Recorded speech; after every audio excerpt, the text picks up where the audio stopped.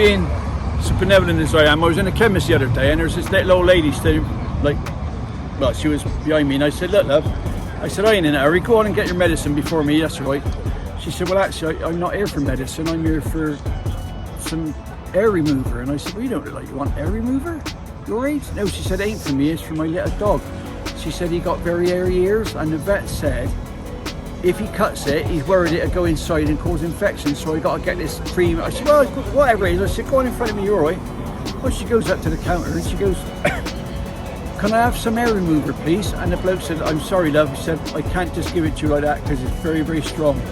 She said, the thing is, if you put it under your arms, it'll burn because that's tender skin, but you can put it on your legs. She said, well, actually, she said, it's for my schnauzer. Oh, he said, well, if you're going to put it on there, he said, don't ride your bike for 2 weeks, he said, and make sure you get plenty of padding.